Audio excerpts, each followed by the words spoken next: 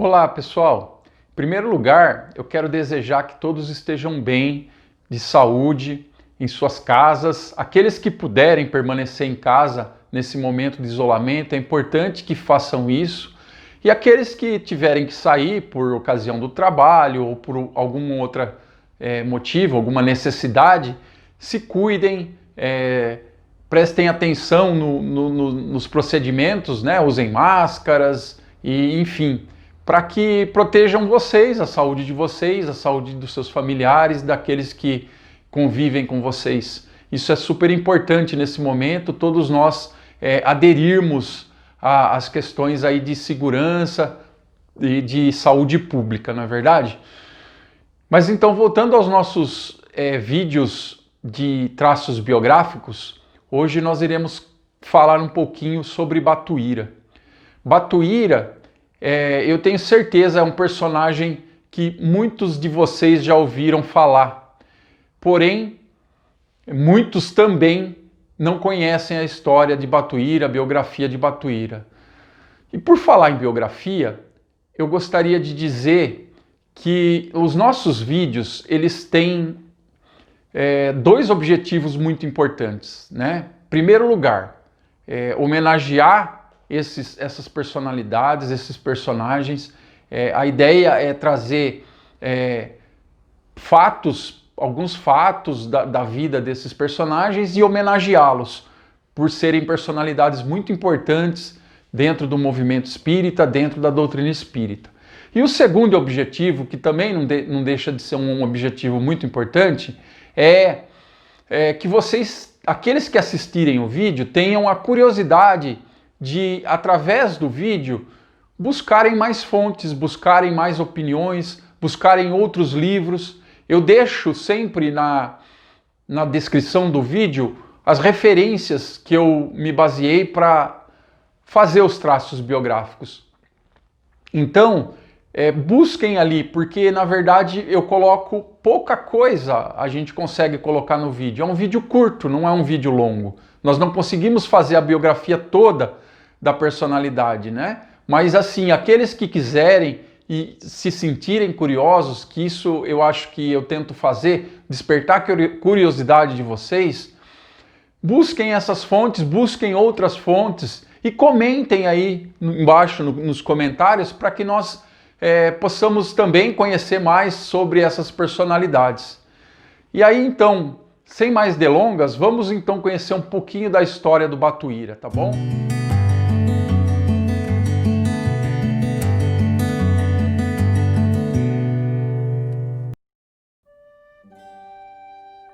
Antônio Gonçalves da Silva nasceu em 19 de março de 1839 na freguesia das Águas Santas, que é uma pequena vila, e hoje integrada ao Concelho de Maia, que seria um município em Portugal. A origem da freguesia de Águas Santas é anterior à formação de Portugal como um país, havendo mesmo vestígios que asseguram a sua existência já no século VI. A vila destaca-se pelo seu riquíssimo patrimônio histórico, arqueológico e artístico. Tem no seu mosteiro uma das maiores riquezas patrimoniais. A sua desconcertante arquitetura deve-se às múltiplas reformas que foi sofrendo ao longo dos tempos. Filho de humildes camponeses, tendo apenas completado a instrução primária, veio com cerca de 11 anos de idade para o Brasil, aportando no Rio de Janeiro, em 3 de janeiro de 1850. Teria vindo com os pais? Que notícia se tem deles? Ao que nos chegou até os dias de hoje, nenhuma referência há de seus pais. Ele próprio parece nunca ter se referido a eles. Dos 11 aos 14 anos, o jovem Antônio Gonçalves trabalhou no comércio da então capital do Império, quando se mudou para Campinas para trabalhar na lavoura. E após curta passagem, estabeleceu-se definitivamente em São Paulo. Deveria ter, então, não mais que 17 anos em 1856.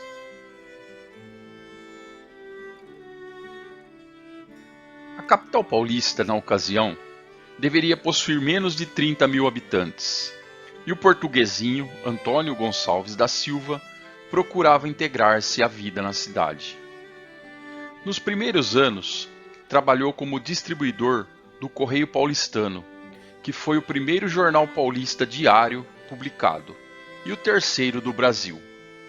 Um jornal que nasceu liberal e teve posições avançadas em sua época. Naquele tempo, não havia banca de jornais nos lugares públicos. A entrega se fazia à tarde, de casa em casa, e tão somente aos assinantes. Diligente, honesto e espírito dócil, o jovem Antônio Gonçalves, como entregador de jornais, ia formando amigos e admiradores em toda parte. Parece que foi nesse período que aprendeu a arte tipográfica, certamente nas próprias oficinas do Correio Paulistano. Existia por aquele tempo uma ave pernalta, muito ligeira, de voo rápido, que frequentava os charcos na várzea formada no atual Parque Dom Pedro II, pelos transbordamentos do rio Tamanduateí, e que o povo a chamava de batuíra. Um moço acabou ganhando o apelido da ave por ser extremamente rápido e eficiente na entrega dos jornais. Esse apelido ele acabou tomando para si e o levou para toda a vida. Convivendo com os acadêmicos de direito do Largo São Francisco, ele passou a dedicar-se à arte teatral. Dentro de pouco tempo, com as economias que reuniu, e naturalmente com o auxílio de pessoas amigas, montou um teatro nos fundos de uma taverna da Rua Cruz Preta, depois denominada Rua Senador Quintino Bocaiúva. Naquela modesta casa de espetáculos, muitos amadores fizeram a sua estreia, inclusive o Batuíra. Humilde, esforçado, trabalhador, Batuíra era um jovem enturmado com outros jovens aquinhoados pela aventura de poder cursar a vida acadêmica. Mas nem por isso se fazia menos digno. Trazendo consigo o espírito cristão, que foi seu apanágio por toda a vida, o jovem respirava o ar de sua época e inflamava-se com as ideias de igualdade entre as raças e da luta pela abolição da escravatura. Àquela altura da sua vida, passou a fabricar charutos.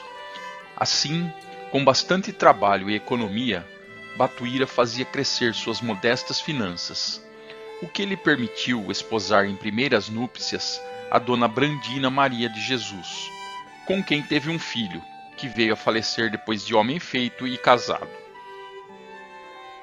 Audaz, tal como os grandes empreendedores, investiu seu dinheiro na compra de áreas desvalorizadas, na então Rua Lava Pés, iniciando a construção de pequenas casas que alugava aos humildes. De espírito humanitário e idealista, aderiu desde logo à campanha abolicionista, trabalhando assiduamente ao lado de Luiz Gama e de Antônio Bento, dois dos personagens de maior destaque no movimento para a libertação dos escravos na cidade de São Paulo. Em sua casa, abrigava os escravos foragidos e só os deixava sair com a carta de alforria.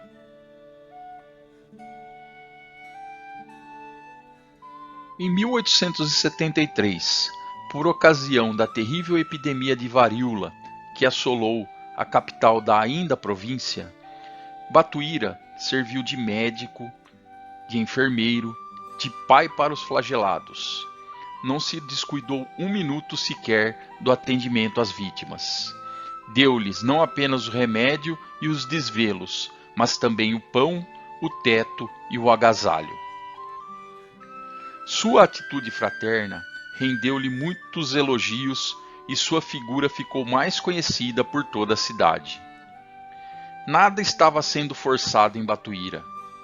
Não o fizera para ficar famoso ou receber as benesses de seus protegidos. Os valores inatos do espírito já reencarnaram com ele. Ele era um sujeito baixo, entroncado e usava longas barbas que lhe cobriam o peito amplo. Com o tempo, essa barba se fez branca e os amigos diziam que ele era tão bom que se parecia com o imperador. Batuíra era tão popular que foi citado em obras como História e Tradições da Cidade de São Paulo, de Hernani Silva Bueno, a Academia de São Paulo, Tradições e Reminiscências, Estudantes, Estudantões e Estudantadas, de Almeida Nogueira, A Cidade de São Paulo, em 1900, de Alfredo Moreira Pinto, e ainda escreveram sobre ele J.B. Chagas, Afonso Schmidt, Paulo Alves Godoy e Zeus Vantuil.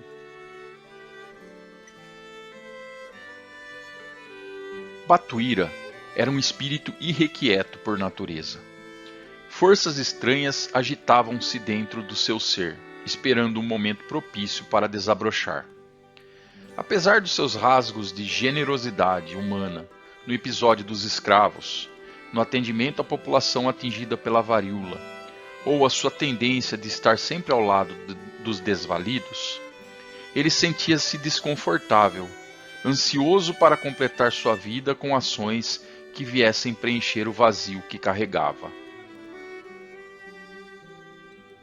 Em segundas núpcias com a senhora Maria das Dores Coutinho e Silva, ele tem um filho que nasce no dia 15 de maio de 1871. O menino de nome Joaquim Gonçalves Batuíra desencarna com apenas 12 anos de idade, no dia 23 de maio de 1883, vítima de tétano provocado por um prosaico espinho de roseira. O desencarne foi repentino e causou muita comoção na família, principalmente no pai Batuíra. Durante o velório do menino, Batuíra teve um momento de extrema dor, em que se trancou em seu quarto e depois de 30 minutos saiu transformado. Triste sim, pela perda do filho querido, mas em paz e com uma fé nas palavras e uma confiança que contagiava a todos os que ali estavam para o funeral. Mais tarde, ele revela que naquele momento em que ficou sozinho em seu quarto, o próprio espírito do filho lhe apareceu e disse-lhe: "Eu não morri, estou mais vivo do que nunca." A partir daquele dia, profundas mudanças se passaram com Batuíra.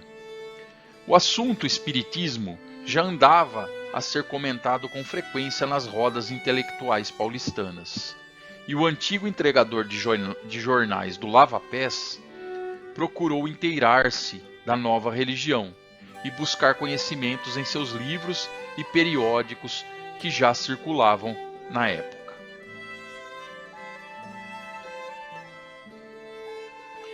Conheceu Batuíra nessa época o Dr. Ramos Nogueira, um grande pioneiro do espiritismo em São Paulo, e passou a frequentar as reuniões práticas e de estudos conjuntos que se realizavam em sua residência, que também contavam com a presença de Aristides Vasconcelos e Ângelo Torteroli. Ganhava assim o espiritismo um de seus maiores propagandistas, cuja teoria foi alicerçada em seus exemplos. No dia 16 de abril de 1890, Batuíra assume as atividades do Grupo Espírita Verdade e Luz, que havia se reunido informalmente algumas vezes, porém não existia nenhuma oficialização desse grupo como uma entidade estabelecida. Importante se destacar aqui que essa é uma das entidades espíritas mais antigas e que ainda se mantém em atividade no estado de São Paulo. Já em 1889, Batuíra passou a ser o agente exclusivo do periódico Reformador, da FEB, na cidade de São Paulo, e passou a sentir a necessidade de prover o Estado com o seu próprio órgão de propaganda para que pudesse registrar as atividades do movimento espírita na época. Adquiriu então uma pequena tipografia, destinada à divulgação e propagação do espiritismo, e no dia 25 de maio de 1890 lança o periódico Verdade e Luz, que no início tinha uma circulação quinzenal, com 4 páginas e 3 colunas, tendo ele próprio como editor. A princípio, o jornal saía com uma tiragem de 2 a 3 mil exemplares, a qual foi crescendo até atingir a fantástica marca de 15 mil exemplares em 1897, diminuída em 1900 para não menos surpreendentes 6 mil exemplares. O periódico Verdade e Luz foi um dos primeiros jornais espíritas a circularem com uma regularidade e com abrangência estadual. Outro periódico que cumpriu esse papel de divulgação e de defesa da doutrina espírita foi o jornal O Clarim, de Matão, publicado por Caibar Schutel, que já tem um vídeo aqui no canal e vocês podem acessar por esse card que aparece aí na tela.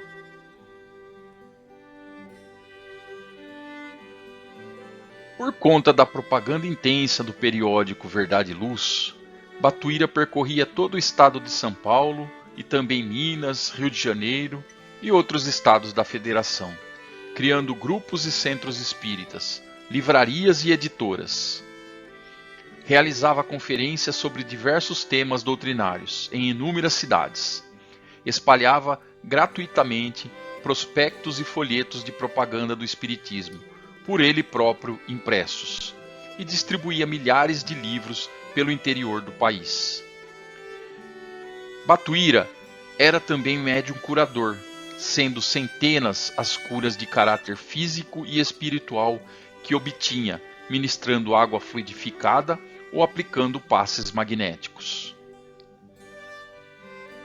A manipulação perfeita da homeopatia, a intuição precisa no atendimento aos pacientes, a dedicação com renúncia pessoal tanto a pobres quanto a ricos, o desprendimento material.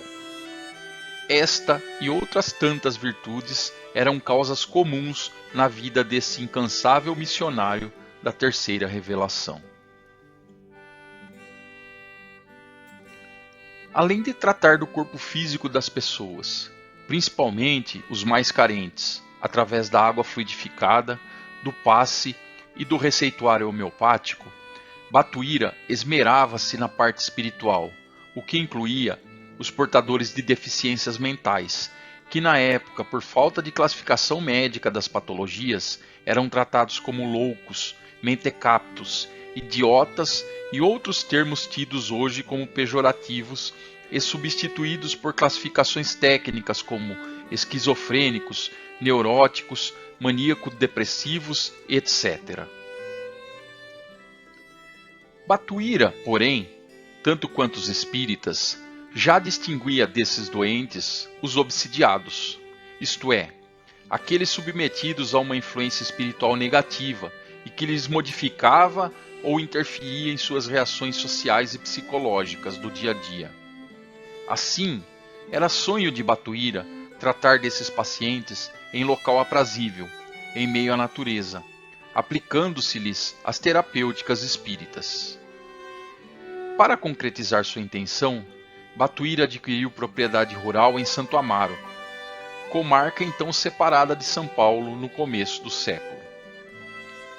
Pelo que traz de conteúdo o artigo publicado em Verdade e Luz de dezembro de 1905, foi no início daquele ano que começou a funcionar a Chácara dos Obsidiados do Batuíra, no bairro de Jequirituba, com benfeitorias, animais e instrumentos rurais. Nesse particular, vale também deixar o relato de que Batuíra adotou uma criança paralítica e com deficiências mentais, a qual conviveu em sua companhia desde 1888. Batuíra tinha um excelente relacionamento com os confrades da Federação Espírita Brasileira, com sede então no Rio de Janeiro, e com a contribuição de alguns amigos espíritas de São Paulo, funda em 24 de maio de 1908, a União Espírita do Estado de São Paulo, primeira entidade de unificação que reuniria os centros e grupos espíritas do Estado. Por essa ocasião, Batuíra redige o seu testamento e, com a anuência de sua esposa, Dona Maria das Dores, ele registra em cartório a transferência de todos os seus bens e imóveis adquiridos ao longo de sua vida para o Grupo Espírita Verdade e Luz, num ato de total desprendimento e amor à doutrina que ele abraçou e tanto defendeu e divulgou. Ao quebrado pelo peso dos anos, mas sempre mantendo a mesma vitalidade e ânimo para cuidar de seu próximo, Batuíra aguardava o momento que o Senhor o chamaria de volta a seu aprisco. Súbita enfermidade o atinge naquele início de 1909, e à primeira hora da manhã do dia 22 de janeiro, o grande apóstolo do Espiritismo, Batuíra, parte para outra vida. Às 16 horas desse dia, seu corpo é enterrado no cemitério da Consolação, no túmulo em que já estava o corpo de seu filho Joaquim. O movimento espírita brasileiro lamentou profundamente a partida daquele que fora um grande líder e exemplo, um dos maiores espíritas que reencarnaram para implantar o espiritismo em terras brasileiras. Mensagens até hoje chegam de Batuíra, dizendo da continuação de seu trabalho junto aos mais carentes, bem como contribuindo sobremaneira para o desenvolvimento da pátria do Evangelho. Existe um farto material na bibliografia espírita para aqueles que se interessarem sobre as comunicações transmitidas por Batuíra, principalmente pelo médium Francisco Cândido Xavier, psicograficamente, e pelas materializações através do médium Francisco Peixoto Lins, o Peixotinho. Com esses pequenos traços biográficos, nós queremos agradecer a esse português que veio viver no Brasil e nos ensinar o valor do trabalho e da dedicação a uma causa, que nos deixou tantos exemplos de amor ao próximo e à doutrina que ele abraçou e vivenciou tão bem.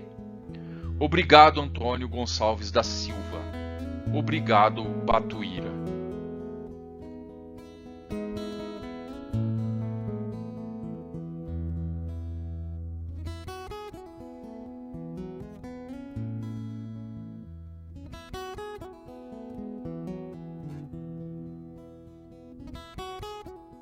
Oi pessoal, eu espero então que tenham gostado dos traços biográficos do Batuíra.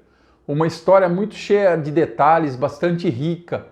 E aqueles que se interessarem mais, vão lá na descrição que vocês vão ver a principal fonte de referência que eu utilizei para fazer esse vídeo. Foi esse livro do Eduardo Carvalho Monteiro, Batuíra, Verdade e Luz.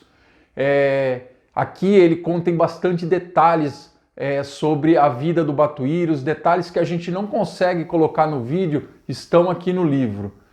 Por falar nisso, no começo do vídeo eu falei que nós tínhamos dois principais objetivos em realizar os traços biográficos.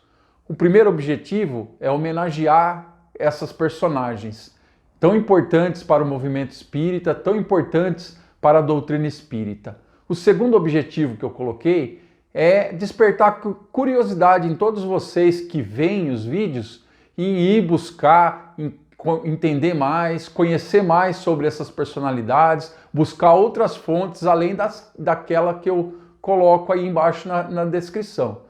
Mas nós temos também um terceiro objetivo que não é menos importante, que é homenagear exatamente os biógrafos, que são as pessoas que pesquisam, que vão atrás da história, que buscam saber os detalhes para nos trazer esses detalhes e que é muito rico, que acrescenta muito, que é muito importante.